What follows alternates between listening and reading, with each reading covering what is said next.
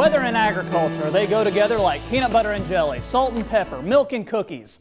I'm sure there's some that aren't food related too, but I can't help it, I'm hungry. My point is, at Farm Week, we want to make sure we're giving you useful information from all sides.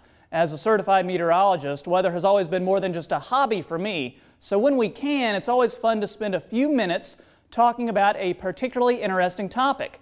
So let me switch gears from the anchor desk to the green wall. It's the Farm Week weather break, and we're talking about humidity, corn, and if another scorcher is in store. Within the last week, many parts of the country experienced temperatures in the 90s and 100s. It was dubbed a heat dome by some meteorologists. It's basically a stubborn ridge of high pressure which is associated with sinking air and stable conditions.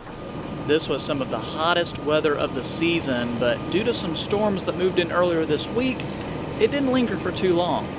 Regardless, when you factor in the humidity, the feels-like temperature can be well over 100 degrees. Did you know that crops on the farm can contribute to the sudden increase in humidity? One big culprit is the corn crop. Unlike many plants, corn will sweat during the day and at nighttime. Just stand in a cornfield and you can feel the increased humidity. Whew, okay, we're leaving. The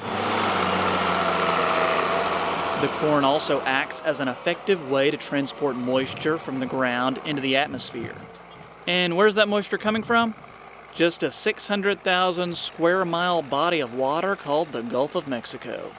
The moisture is then blown over urban areas and into the northern parts of the United States. In spite of the heat wave, the USDA says conditions for corn and soybeans are looking good. More moderate temperatures across the Corn Belt have many analysts believing the USDA will even raise yield estimates in its August 12th report. Even though short-term forecast models are showing a bit more relief, we're not out of the woods yet. Mid-August could see another unseasonably warm pattern begin to develop. So we're probably not quite done saying it's going to be another hot one. We'll see you next time on the Farm Week Weather Break.